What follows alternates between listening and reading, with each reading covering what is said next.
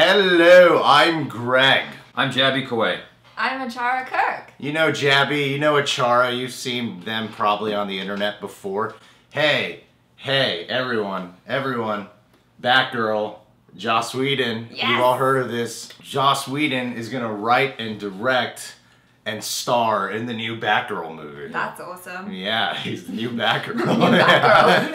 And ask Greg how he found that out. I found this out by Jabby contacting me and telling me, which immediately proceeded with 3 other text messages from other people coming in like a storm of, dude, did you hear about this? And then I check comments, and of course everyone's saying that we should talk about this. I'm excited about it. Jabby, you go first.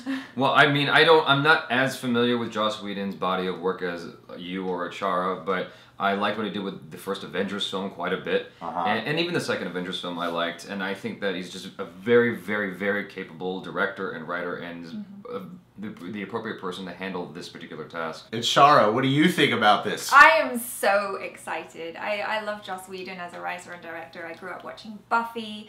I like Dollhouse, which I guess a lot of people didn't really rate, but I enjoyed that. And I enjoy his work a lot. His writing's really snappy and witty and funny, and obviously he's really good at doing the strong female characters as well. I think he's one of those like active writer-directors who is clearly an enthusiastic fan of the comic books. Yeah. I know many years ago he was supposed to be the one who was going to be doing the Wonder Woman movie, and everyone was really jacked about that. He of course didn't end up doing it. A lot of people I don't think really saw this announcement coming because, you know, like he did the Avengers movies, which was like the biggest thing for Marvel to have done. People had always said Joss Whedon should do a DC film. He should really reignite it. And you know, after seeing like the Justice League footage and then seeing a lot of the way the humor is being infused, it reminded me more of Joss Whedon's style. And Batgirl, you know, like he did Buffy, and Buffy was badass. Black Widow got introduced into the MCU with Iron Man 2, which I felt like her identity really became more defined once Joss Whedon stepped in for the Avengers. So I feel like he really knows how to do strong female characters. Yeah. We all know how great of a filmmaker Joss Whedon is. We don't need there's no question about that. Right, I think it's actually better that he didn't do Wonder Woman, because there's some kind of established tone and style going on with Wonder Woman that he probably would have done something completely different with. And so Batgirl hasn't been introduced into, you know, the Justice League or anything like that, none of the other films. And so he's getting a chance to start fresh with this character. I think that's much, much smarter. My question is, though, is like, which version of Batgirl is this going to be? Because there's many different Batgirl iterations, and of course the most popular one being Barbara Gordon.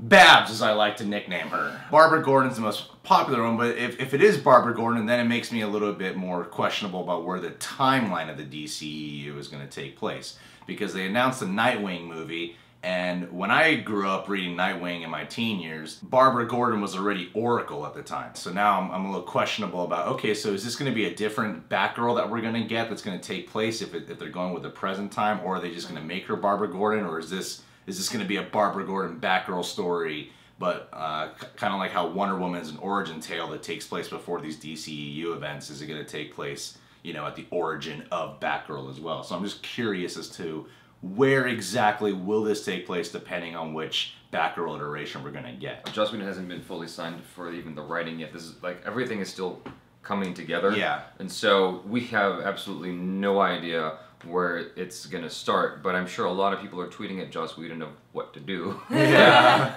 They're like, please take it this direction. Everyone just needs to leave him alone and let him do his thing. Yeah. With the DCEU kind of being known and developing a reputation, I'm trying not to sneeze right now, constantly replacing directors and writers, I wouldn't be too surprised if Joss Whedon was suddenly not doing Batgirl down the road. No, but you know, there's so much hype now behind this. Like, within minutes of the announcement, everyone's losing their mind and is excited, and I think Warner Brothers is going to recognize that. Whereas with Ben Affleck, it's like there wasn't as much momentum and excitement about him directing or even being Batman. There was all this doubt and reluctance with him. Yeah. And so here, everyone has full confidence in Joss Whedon. I don't think it's going to get changed. I think Warner Brothers is going to fight to keep him. If you follow the events after Age of Ultron was released, Joss Whedon just seemed like the most miserable human being on the planet. He like left Twitter and he just ran away. He did like a Hillary Clinton thing. He just left. That sounds like a good Joss Whedon movie. And Hillary Clinton turns into a superhero. When after the events of Age of Ultron, where Joss Whedon had a pretty good control on the first Avengers movie, after Age of Ultron, he felt like very wiped and he didn't really like the experience that went along with it. That's why he hasn't returned for anything Marvel related. This probably raises the ante of competitiveness between the DC universe and Marvel, because Joss Whedon was the guy who did Avengers, you know, the first billion-dollar breaking Marvel movie, and the movie that the DCEU has been trying to get to the whole time, you know? I'm fairly certain that when Joss Whedon went into talks with Warner Brothers studio heads, he's like, look, this is what I want. I want this level of freedom. If you don't give me this, I'm not doing your movie. And like, okay, we'll give you that. I'm sure it's going to be a kick-ass film because he's going to have the freedom that he wants back that he used with Avengers. Who do you think should play Black? Who do you think should play? Who do you think should play Batgirl? Oh, jeez, I don't know. Come on, Achara, take Alicia a guess. Silverstone. Scarlett Johansson. Yeah, no. I don't Who's know. the- I who's- think they who- should find someone who's unknown. Who's the slightly like more plus size woman? She's not plus size, but she's like known to be more like on the. Kate Upton? Yeah, Kate Amy Upton. Schumer.